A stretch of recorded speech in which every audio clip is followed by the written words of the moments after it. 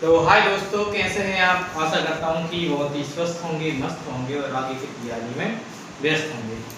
आज हमारा टॉपिक है मटेरियल नाउन। क्या है? Material noun. मटेरियल नाउन को हम बोलते हैं हिंदी में द्रव्यवाचक संज्ञा। द्रव्यवाचक संज्ञा या फिर हम बोल सकते हैं इसको, क्या बोल सकते हैं, पदार्थवाचक संज्ञा। जो पदार्थवाचक संज्ञा है हमारी, पदार्थवाचक संज्ञा को हम जस्ट बहुत इजी तरीके से समझ लेते हैं। जैसे हमने लिखा है मटेरियल, क्या लिखा है? मटेरियल।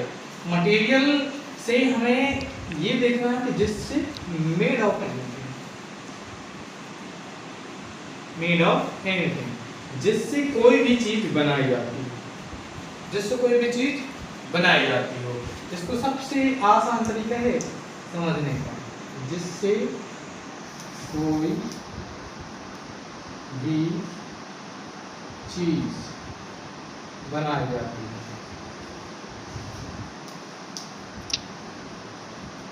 उसे क्या कहते हैं हम? पदार्थ। क्या कहते हैं? पदार्थ कहते हैं। अब हमें आराम से समझ में आ जाएगी। जैसे हमने एक डेफिनेशन लिखी है, material nouns are word for substance और things from which other item are made. मतलब कि द्रव्यवाचक संज्ञा एक ऐसी संज्ञा है जिससे कोई भी चीज, मतलब कि जो पदार्थ होता है, पदार्थ की जो तीन अवस्थाएं होती हैं। जैसे पदार्थ से कोई भी चीज बनाई जाती है, जैसे कि पदार्थ में हम देख लें तो ये तीन प्रकार के होते हैं, ठोस, द्रव और गैस। ये पदार्थ की तीनों अवस्थाएं पढ़ी जाती हैं, हमने विज्ञान में पढ़ते हैं। तो इसमें से जो ये अवस्थाएं होती हैं इनको हम पदार्थ कहते हैं। तो जैसे कि हम अगर कि इसके एग्जाम्पल लिखें, क्या लिखें? एग्जाम्पल लिखें। एग्जाम्पल हमने लिखा वुड। वुड मीन्स लकड़ी। अब लकड़ी से क्या क्या बना लेते हैं? चेयर बन जाती है, टेबल बन जाती है, प्लाई बन जाती है, विंडो बन जाती है, डोर बन जाता है ना। तो ये जो सारी चीजें बन जाती हैं, तो जिससे जो चीज बनती है, जैसे लकड़ी, अगर कि हम टेबल बोले तो टेबल एक अलग नाम हो जाएगी। लेकिन हमने अगर कि लकड़ी बोला है तो लकड़ी से एक चीज नहीं, उससे कई चीज बनती हैं। जैसे हम छोटा सा टुकड़ा इतना सा ले लें तो ये भी लकड़ी हो जाएगी, और इतनी बड़ी एक लकड़ी का पेड़ ले लें तो वो क्या कहलाएगी? लकड़ी ही कहलाएगी। जैसे हम देखते हैं प्लास्टिक, क्या देखते हैं? प्लास्टिक। ये अनकाउंटेबल होता है। क्या होता है?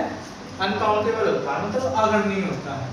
जैसे हमने लिया प्लास्टिक का एक छोटा सा टुकड़ा लिया, इसको भी हम क्या बोलेंगे? प्लास्टिक। और एक हमने बड़ा सा लिया, इसको भी क्या बोलेंगे?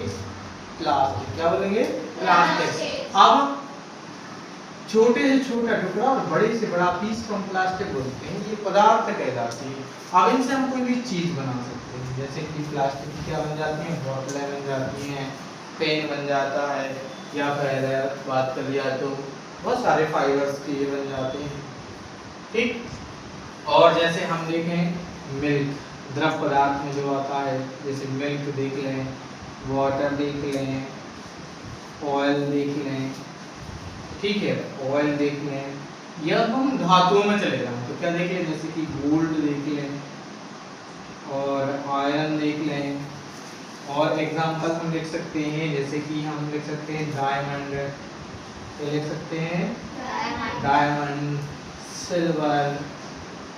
सिल्वर का मतलब क्या होता है? चांदी, ठीक है। तो ETC, ये सारे के सारे हमारे जो एग्जाम्पल हैं, ये क्या है? Material noun. क्या हैं? Material noun. मटेरियल नाउन को द्रव्यवाचक संज्ञा कहते हैं। द्रव्यवाचक संज्ञा क्या है? जो द्रव्य और धातु की पहचान कराए, या फिर जिससे कोई भी चीज बनाई जाती है, जिससे कोई भी चीज बनाई जाती हो। पदार्थ का हम बहुत अच्छे समझेंगे, जैसे मेड ऑफ एनीथिंग, कोई भी चीज बनाने वाला वो सब कुछ पदार्थ कहलाता है। पदार्थ की अवस्था हमने देख ली, ठोस है, द्रव है और गैस है, ये तीन अवस्था में पाया जाता है।